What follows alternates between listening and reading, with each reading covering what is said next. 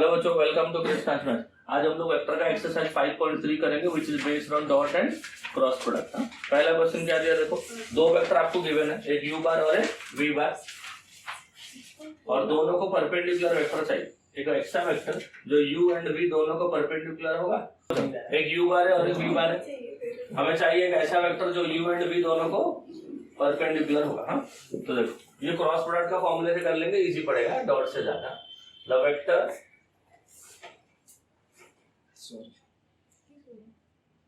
perpendicular to both u bar and v bar is u bar cross v bar divided by u bar cross v bar का magnitude.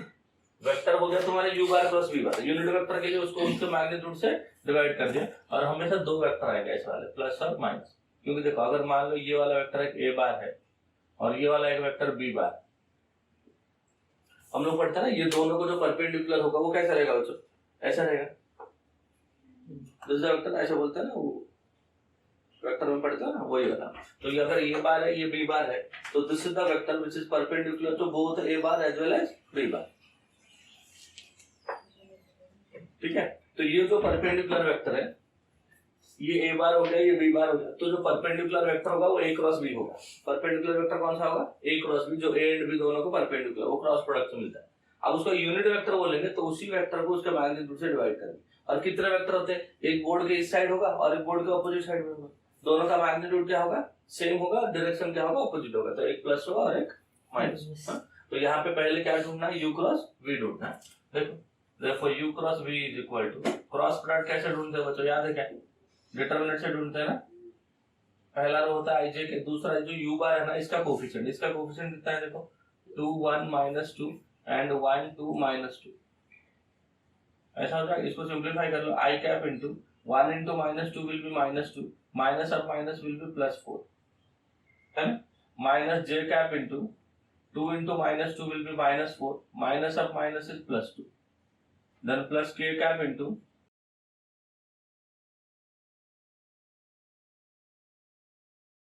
अब देखो 4 - 2 हो गया 2 into आई cap, ये -2 है बच्चा, और ये आगे के -2 की वजह से +2 इंटू जे कैप एंड +4 - 1 हो गया 3 इंटू के cap. This is the perpendicular vector जो u एंड v दोनों को परपेंडिकुलर। यूनिट वेक्टर के लिए क्या करेंगे, उसका मैग्नीट्यूड लाएंगे। मैग्नीट्यूड कैसे लाते हो कोई भी वेक्टर का, i का कोफिशिएंट का स्क्वायर प्लस j का कोफिशिएंट का स्क्वायर, k का कोफिशिएंट का स्क्वायर और उसका स्क्वायर।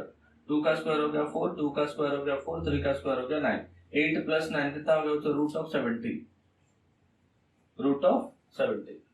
समझ गए। अब देखो therefore the perpendicular unit vector is, ये फॉर्मूला है ना, ये देखो प्लस और minus 2i cap plus 2 into जे कैप माइनस 3 इंटू के cap divide by root of 7। Okay, ये हो गया u cross v divide by उसका मैग्नीट्यूड प्लस और माइनस। तो ये फॉर्मूला याद रखो, अगर आपको दो वेक्टर दिया है, दोनों वेक्टर को परपेंडिकुलर वाला वेक्टर ढूंढना है। क्या ढूंढना है आपको, ऐसा वेक्टर जो u एंड v दोनों को परपेंडिकुलर है, वो क्या होगा, u क्रॉस v होगा। उसको मैग्नीट्यूड से डिवाइड कर देंगे तो यूनिट वेक्टर आएगा। और ऐसे कितने वेक्टर होते हैं, दो वेक्टर होते हैं, एक पॉजिटिव होगा एक नेगेटिव। समझ गए, अरे समझा क्या, बोलो। चलो ये हो गया पहला क्वेश्चन। चलो सेकंड क्वेश्चन देखो, if a bar and b bar are two vectors perpendicular to each other. दो वेक्टर परपेंडिकुलर होते हैं तो क्या होता है, उनका डॉट प्रोडक्ट 0 होता है ना। गिवन क्वेश्चन 2 देखो,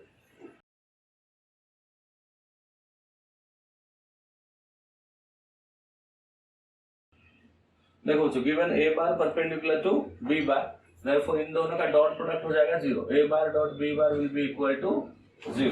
अभी तुमको प्रूव करना है कि a plus b the whole square equal to a minus b the whole square. तो LHS देखो क्या है, LHS is a bar plus b bar the whole square. Vector में स्क्वायर को कैसे एक्सपांड करते हैं बच्चों, a का स्क्वायर प्लस b का square plus 2 times a bar dot b बार होता है, याद रखो। तो ये होता है a square plus b square, और डॉट a डॉट b क्या है, 0 है ना, तो प्लस 2 टाइम्स 0, ये तो 0 हो गया। तो आंसर आया तुम्हारा a square plus b square. ये LHS हो गया। अभी RHS देख लो, RHS क्या है, देखो a bar minus b bar the whole square equal to mod a, magnitude of a का स्क्वायर प्लस b का square minus 2 times A bar dot B bar हो जाएगा, है ना। But A bar dot B bar 0 क्योंकि दोनों vector क्या है, परपेंडिकुलर, राइट। तो ये कितना होगा बताओ, ए का स्क्वायर प्लस बी का स्क्वायर माइनस 2 टाइम्स 0 हो जाएगा। तो दिस इज इक्वल टू ए का स्क्वायर प्लस बी का स्क्वायर। हो गया बच्चों, एलएचएस आरएचएस इक्वल हो गया, समझ गया। वो कंडीशन वहां पे यूज हो, ये 2 मार्क के लिए आता है बच्चों क्वेश्चन ना। ए डॉट बी, अगर ए एंड बी दोनों परपेंडिकुलर वेक्टर्स है, then A plus B the whole square will be equal to A minus B the whole, खाली उसको एक्सपांड कर देना। एक्सपांड करने के लिए जो 2a भी होता था ना तुम लोग का यूज में, तो ये डॉट प्रोडक्ट होगा 2a डॉट बी होगा, समझा। थर्ड सम देखो, इसमें देखो तो ये क्वेश्चन शायद तुम्हारे एग्जाम में नहीं आया क्योंकि इसमें क्वाड्रेटिक कंसेप्ट यूज हुआ है। क्वाड्रेटिक का थोड़ा एडवांस कंसेप्ट यूज हुआ है जो तुम लोग को ना 11th में भी था, 11th में भी क्वाड्रेटिक नहीं था ना, तो फिर भी दिया है तो कर लेते हैं। देखो क्या दिया, find the values of c so that for all real x, x एक रियल नंबर है, for all real x the vector this and this make an obtuse angle, है ना। ये दोनों वेक्टर जो है ना obtuse एंगल बनाएंगे, मतलब ये दोनों के बीच में जो एंगल होगा वो मोर देन 90 डिग्री होगा, ऐसा बोलते हैं ना। अगर कोई एंगल मोर देन 90 डिग्री होगा तो cos ऑफ द एंगल क्या होगा, एनी एंगल अगर obtuse हुआ तो cos of at obtuse angle क्या होता है, उसे नेगेटिव होगा ना। एक्यूट एंगल cos का क्या होता है, पॉजिटिव होता है। obtuse एंगल अगर कोई एंगल 90 से ज्यादा हुआ तो कौन से क्वाड्रेंट में गया, सेकंड क्वाड्रेंट में। सेकंड क्वाड्रेंट में cos क्या होता है, नेगेटिव होता है, मतलब cos थीटा लाने का उसको नेगेटिव दिखाना है, ठीक है। और cos थीटा लाने का फॉर्मूला तो पता है ना, देखो गिवन पहला वेक्टर को एक बार बोलो कितना दिया बताओ, a bar is equal to x into c into I cap minus 6 into J cap plus 3 into के cap. b bar is equal to x into I cap plus 2 into J cap plus 2c x into के cap. तो ऐसा दे रहा था, a bar equal to x c into I cap minus 6c j cap plus 3 into के cap. b bar equal to x i into I cap plus 2 into J cap plus 2c x into के cap, ऐसा हो गया। And अब cos theta निकालो। cos theta का formula क्या होता है, what is cos theta, angle between the vectors a bar dot b bar divide by a का मैग्नीट्यूड इनटू b का मैग्नीट्यूड, ऐसा होता है ना। a डॉट b निकल, i का कोफिशिएंट कितना इधर x इंटू c, इधर c मतलब x स्क्वायर इंटू c, इधर j का कोफिशिएंट -6, इधर j का कोफिशिएंट 2, तो -2 इंटू 6 विल बी 12 एंड यहाँ पे 3, यहाँ पे 2cx मतलब 3 इंटू 2 कितना होगा 6cx। This is a dot b, ये a डॉट b हो गया a1 a2 plus b1 b2 plus c1 c2। a1 मतलब i का coefficient a2, b1 b2 c1 c2 हो गया ना, डिवाइड बाय दोनों का मैग्नीट्यूड, किस किस का, a का मैग्नीट्यूड कितना आएगा x square c square plus 36 3 का स्क्वायर 9 इंटू b का मैग्नीट्यूड मतलब x स्क्वायर 2 का square 4 plus 4c square x square. This is cos theta, है ना। And since theta is obtuse, theta क्या हो ऑब्ट्यूज है ना, अगर थीटा ऑब्ट्यूज एंगल होगा, थीटा अगर क्या होगा ऑब्ट्यूज एंगल होगा तो ये cos थीटा क्या होगा लेस देन 0 होगा, therefore cos theta will be less than 0 और cos का वैल्यू ये है, सो this is x square c minus 12 plus 6cx divide by, ये रूट के अंदर दोनों टर्म लिख देना एज इट इज, ये लेस देन 0। अब देखो कोई वेक्टर का मैग्नीट्यूड हमेशा क्या होता है पॉजिटिव होता है, वेक्टर का लेंथ क्या होता है पॉजिटिव होता है ना, ये एक वेक्टर का लेंथ है, ये भी और एक वेक्टर का लेंथ है, ये जो लिखा है रूट के अंदर ये बड़े बड़े नंबर्स हैं, ये इसको ऊपर ले लो क्योंकि दोनों पॉजिटिव है, तो ये कितना हो जाएगा मतलब this is x square c, ये x वाले टर्म को पहले लिखो 6cx minus 12 will be less than 0।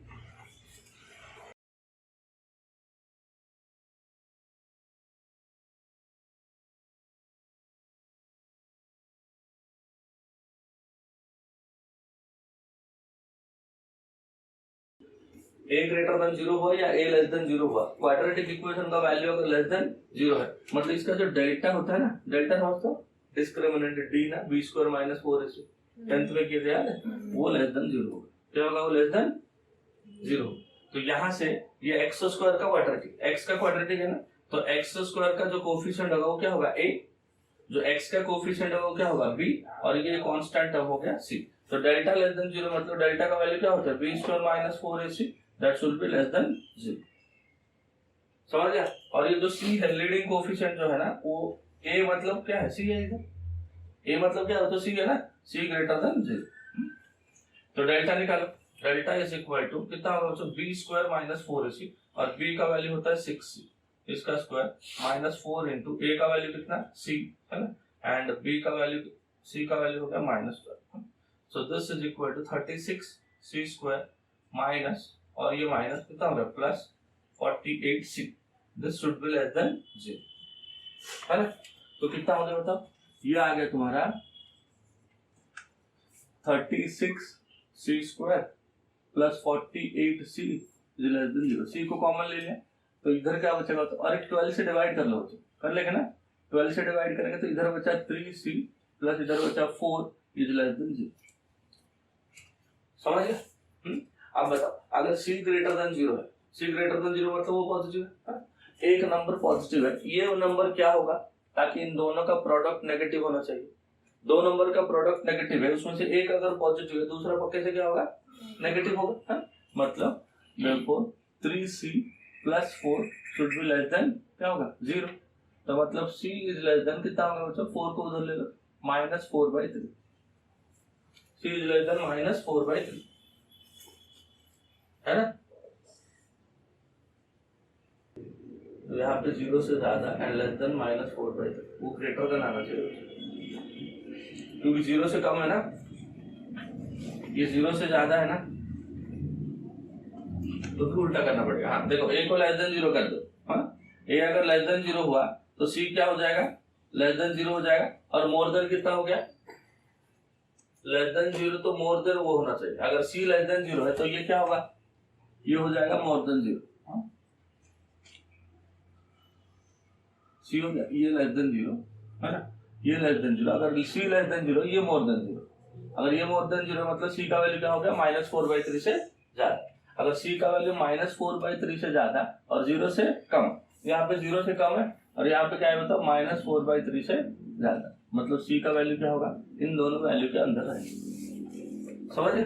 तो ये जो कंसेप्ट है ना तुम्हारा, अगर a लेस देन 0 हुआ या a ग्रेटर देन 0 हुआ, अगर a लेस देन 0 हो या a ग्रेटर देन 0 हो, अगर क्वाड्रेटिक इक्वेशन जो है वो अगर नेगेटिव है मतलब डेल्टा का वैल्यू नेगेटिव होगा, समझा कि नहीं, ये वाला कंसेप्ट है। बट ये वाला कंसेप्ट तुम लोग को एग्जाम में नहीं है कि क्वाड्रेटिक इक्वेशन में तो नहीं लगता है कि एग्जाम में आएगा, समझा।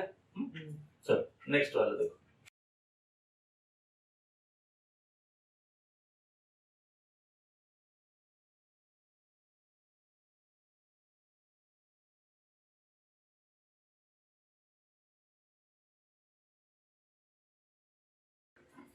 देखो क्या एक वेक्टर गिवन है, मान लो वेक्टर a बार है b into i plus q into j plus r into k on the coordinate axis, बोलता है इनका जो sum of projection on coordinate axis, coordinate axis मतलब x Y and Z axis, मतलब इसका projection on x axis और इसका projection on Y axis और इसका प्रोजेक्शन ऑन जेड एक्सिस, इन तीनों का जो सम होगा उसका वैल्यू कितना होगा 9 होगा, अगर p का वैल्यू 2 है, q का वैल्यू 3 है और c का वैल्यू 4 है, मतलब यहाँ पे 2 है, ये वैल्यू 3 है और ये वैल्यू 4 है, ये गिवन है तुमका।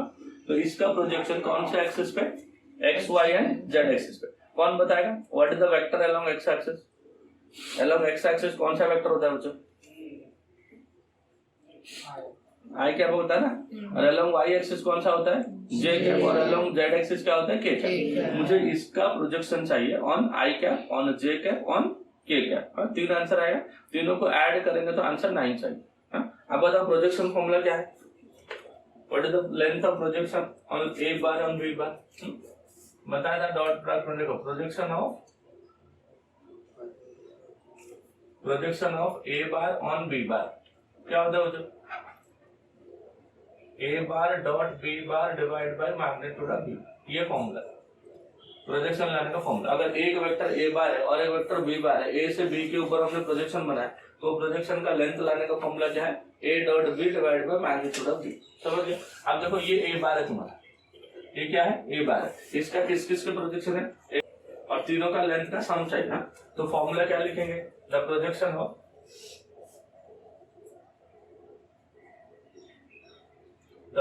Of a bar on i cap क्या होगा बताओ, ये हो जाएगा a bar dot i cap divide by magnitude of i cap. और हो गया ऐसा। हाँ देखो ये बी के जगह पे आई है तो ए डॉट बी मतलब ए डॉट आई हो जाएगा बाई आई का मैग्नीट्यूड। ए डॉट आई कैसे लाएंगे बच्चों, ये ए बार है, ये आई कैप है, इधर आई का कोएफिशिएंट क्या है 1 और इधर आई का कोएफिशिएंट p है, तो p into 1 हो गया p। इधर j का कोएफिशिएंट q है बट इधर j का कोएफिशिएंट कुछ नहीं मतलब 0, इधर k का r है इधर k का 0 मतलब p + 0 + 0 तो क्या हो जाएगा p आ जाएगा। और इधर i का कोएफिशिएंट का मैग्नीट्यूड, i क्या है बच्चों यूनिट वेक्टर है तो मैग्नीट्यूड क्या हो जाएगा 1, तो p/1 हो गया तुम्हारा p। p/1 क्या हो गया p। ये किसका लेंथ है, projection of a bar on i।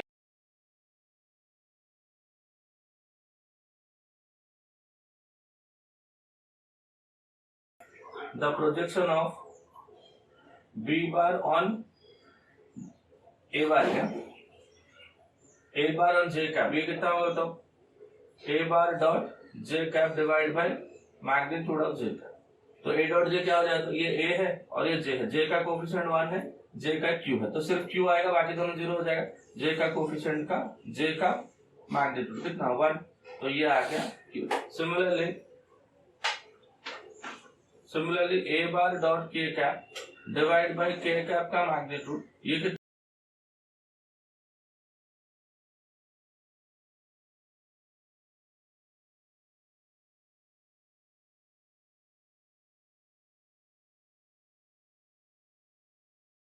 Projection हो जाएगा p + q + r और p का वैल्यू 2 दिया, q का वैल्यू 3 दिया, r का वैल्यू 4। p का वैल्यू क्या गिवन है बताओ 2, ये 3 और ये 4, तो कितना हो गया 9 हो गया। हाँ यही पूछा था, तो ये एक फॉर्मूला यूज होगा projection of a bar on b बार। अभी वेक्टर में क्या दिया था कि एक वेक्टर दिया था a बार और बोला था इसका प्रोजेक्शन किस किस पे, एक बार x एक्सिस पे, एक बार y एक्सिस पे और एक बार z एक्सिस पे। ऐसा नहीं बोला बट क्या बोला on coordinate axis. Coordinate axis मतलब क्या होता है, यहाँ पे 3 है x y एंड z, मतलब a का प्रोजेक्शन एक बार x एक्सिस पे तो ये फॉर्मूला होगा, a का प्रोजेक्शन y पे ये होगा, a का प्रोजेक्शन z पे ये होगा। इधर से आंसर p आया, इधर से q आया, सिमिलरली यहाँ पे क्या आएगा r आएगा। सम ऑफ ऑल प्रोजेक्शन तीनों को ऐड करना है तो क्या होगा p + q + r और p q r का वैल्यू क्वेश्चन में दिया है देखो 2 3 एंड 4 दिया है ना, तो p के जगह पे 2 लिख दो, q के जगह पे 3 और r के जगह पे 4, तो सम क्या हो गया बताओ 9। समझे, ये प्रूफ करना था। क्वेश्चन 5 देखो तो पढ़ लो एक बार क्या दिया देखो। Suppose that all sides of a quadrilateral are equal in a length. Quadrilateral के जितने साइड्स है ना सबका लेंथ इक्वल है and opposite sides are parallel, और ऑपोजिट साइड्स क्या है पैरेलल भी है। तुमको प्रूफ क्या करना है एक बार देख लो। प्रूफ क्या करना है यूजिंग वेक्टर मेथड। क्या प्रूफ करना है देखो एक बार। डायगोनल्स आर परपेंडिकुलर, मतलब क्या क्या गिवन है, एक क्वाड्रिलेटरल है जिसके चारों साइड इक्वल, चारों साइड क्या है उसके इक्वल है। चारों साइड इक्वल मतलब क्या हो जाए, चारों साइड इक्वल मतलब AB का मैग्नीट्यूड, BC का मैग्नीट्यूड, CD का मैग्नीट्यूड, AD का मैग्नीट्यूड, ये चारों इक्वल। और एक कंडीशन दिया है देखो, और एक कंडीशन क्या दिया, opposite sides are parallel. Opposite sides क्या है पैरेलल। कंडीशन क्या है, दो कंडीशन तुमको गिवन है। बोलता है कि suppose that all sides of a quadrilateral are equal, quadrilateral लेके जिसके चारों साइड इक्वल है, ऑपोजिट साइड्स उसके पैरेलल है and the opposite sides are parallel. Use vector methods to show that the diagonals are perpendicular. क्या proof करेंगे बताओ, diagonals को परपेंडिकुलर प्रूफ करना, चारों साइड का लेंथ इक्वल। अब मान लो ये A है, ये B, ये C और ये D। क्या गिवन है बताओ, गिवन AB का मैग्नीट्यूड इक्वल टू BC का मैग्नीट्यूड इक्वल,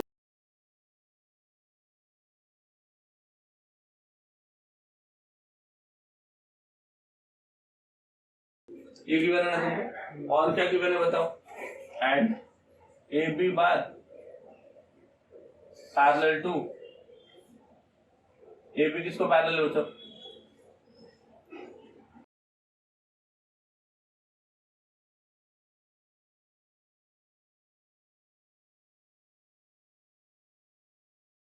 इक्वेशन 2। ये डायगोनल को एक बार ज्वाइन कर लो और एक डायगोनल को एक बार ऐसे ज्वाइन कर लो। समझ गया, चारों साइड का लेंथ P गिवन। अब मुझे बताओ अगर मैं ट्राइंगल लॉ यूज करूं, कौन सा लॉ यूज करेंगे, triangles law. In triangle ADC ADC में अगर ये बार ये और ये सेम डायरेक्शन में रखूं, है ना, तो फिर ये ऑपोजिट होगा। ट्राइंगल्स लो, दो वेक्टर अगर सेम डायरेक्शन में होते हैं तो और एक ऑपोजिट होगा। तो यहाँ पे ऑपोजिट मैंने AC बार कर दिया, तो AC बार इक्वल टू क्या होगा बच्चों, AD बार प्लस DC बार। क्या हो जाता है, AD बार प्लस DC बार। अरे होगा ऐसा। सिमिलरली और एक ट्राइंगल ले लो, ABC ट्राइंगल ले लो, या दूसरा डायगोनल लेना है ना, तो ऐसा ले लो कि ट्राइंगल BDC की हमें दो डायगोनल्स है। इन ट्राइंगल BDC ये कितना होगा बताओ, BDC में अगर DC एंड BC ऐसा अगर सेम डायरेक्शन में करूं, है ना, BD चाहिए ना, BD को ऐसा कर दिया, ये DC, ये दोनों सेम है, तो फिर ये वाला ऑपोजिट हो जाएगा। हो जाएगा, क्योंकि हमें BD चाहिए, BD और DC ऐसा लिया तो BC क्या होगा, ऑपोजिट हो जाएगा। तो ये वाले ट्राइंगल में, BDC वाले ट्राइंगल में कौन सा साइड है जो ऑपोजिट डायरेक्शन में है, देखिए बताओ। BDC ट्राइंगल में कौन सा साइड है जो ऑपोजिट डायरेक्शन में, BC ऑपोजिट है किस किस को, BD एंड DC को। तो BC तुम्हारा क्या हो जाएगा बताओ, रिजल्टेंट साइड हो जाएगा। BC is equal to BD plus DC। होगा ऐसा, BD प्लस DC। अब इसको क्या करेंगे बताओ, हमें BD चाहिए ना, BD को रखेंगे, इसको इधर लेके आएंगे, तो देखो BD bar equal to BC bar minus DC bar. समझ गए था? और क्योंकि सबका लेंथ सेम है ना, तो BD बार इक्वल टू कितना हो जाता है, BD bar will be equal to BC bar को हम लोग AD बार भी लिख सकते हैं, तो AD बार माइनस BC बार। ये हो गया इक्वेशन, है ना। इसको 3 बना दो और इसको 4 बना दो। हमें क्या प्रूफ करना है बताओ, कि डायगोनल परपेंडिकुलर है, मतलब AC एंड BD परपेंडिकुलर। दो वेक्टर कब परपेंडिकुलर होता है, जब उनका डॉट प्रोडक्ट 0 होता है। क्या होता है, डॉट प्रोडक्ट 0 होता है। डॉट प्रोडक्ट मतलब किस किस का डॉट प्रोडक्ट चाहिए, AC बार डॉट BD बार का, और AC बार का हो गया AD बार प्लस DC बार, है ना। डॉट प्रोडक्ट विद BD बार का हो गया AD बार माइनस DC बार। कितना, AD और AD का स्क्वायर हो गया, AD माइनस ले लो एक बार, AD डॉट DC, और इससे मल्टीप्लाई कर दो तो प्लस हो जाएगा DC बार डॉट AD बार, माइनस DC हो गया DC बार का स्क्वायर। तो ये माइनस और ये प्लस, ये दोनों कैंसिल हो गए, है। अब AD बार का स्क्वायर, AD एंड DC दोनों का लेंथ इक्वल है ना, तो दोनों को AD बार लिख दो या दोनों को DC बार लिख दो, क्योंकि दोनों का लेंथ तो इक्वल, और प्लस माइनस कैंसिल होके 0।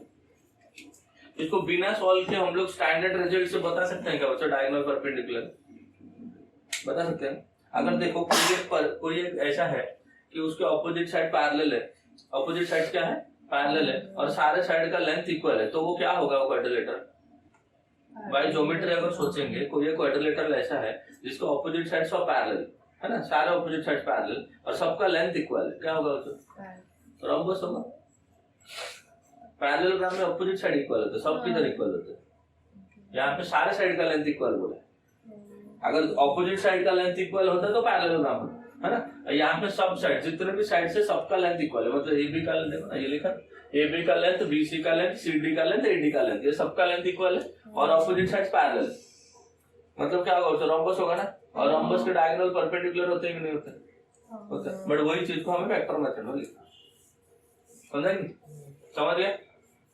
6 देखो क्या दिया, देखो दो वेक्टर दिए हैं, A बार B बार दिया है ना, और हमें क्या प्रूफ करना है बताओ, वो पैरेलल है या परपेंडिकुलर है या दोनों नहीं। पैरेलल कब होंगे, दो वेक्टर कब पैरेलल होते हैं, पैरेलल या कोलिनियर के लिए कंडीशन क्या बोला था, एक दूसरे का स्केलर मल्टीपल। पैरेलल या कोलिनियर के लिए एक दूसरे का स्केलर मल्टीपल, मतलब कोएफिशिएंट का रेशियो इक्वल मान लो, A1/A2 equal to B1/B2 equal to C1/C2। Orthogonal मतलब परपेंडिकुलर, उसके लिए A1A2 plus B1B2 plus C1C2 0, दोनों नहीं होगा, मतलब ना पैरेलल वाला कंडीशन होगा ना परपेंडिकुलर कंडीशन होगा, दोनों चेक कर लेने का, दोनों नहीं हुआ तो नीदर लिखते। देखो क्वेश्चन देखो क्या पूछा है, check whether the vectors are parallel, perpendicular और नीदर। 6 का फर्स्ट है, given A bar is equal to -9 into I cap plus 6 into J cap plus 15 into K cap, B bar is equal to 6 into I cap minus 4 into J cap minus 10 into के cap. ऐसा होता है ना। अब देखो अगर ये हुआ a1 by a2 equal to b1 by b2 is equal to c1 by c2, अगर ऐसा हुआ देन पैरेलल है ना। और फिर अगर ऐसा हुआ कि a1 a2 plus b1 b2 plus c1 c2 equal to 0, this is the case for perpendicular और ऑर्थोगोनल है ना। ऊपर वाला केस है पैरेलल के लिए, नीचे वाला केस परपेंडिकुलर या ऑर्थोगोनल, दोनों नहीं हुआ तो नीदर नहीं। अब देखो पहला वाला चेक करेंगे, पहला वाला कितना होगा बताओ। Therefore a1 by a2 is equal to कितना माइनस 9/6 है ना, minus 9/6 which is minus 3/2। b1 by b2 check करो 6 बाई माइनस 4, 2 से कट करेंगे तो again minus 3/2। c1 by c2 ये कितना होगा बताओ 15 बाई माइनस 10, ये भी माइनस 3/2। 5 से कट करो तो सिंस क्या लिखेंगे a1 by a2 equal to b1 by b2 is equal to c1 by c2 है ना। therefore a bar parallel to b हो गया फर्स्ट वाला। अगर ये नहीं होता तो कौन सा चेक करते, ये वाला चेक करते। a1 a2 plus b1 b2 plus c1 c2 0 है क्या। अगर दोनों नहीं हुआ तो क्या लिखोगे, नीदर लिखोगे।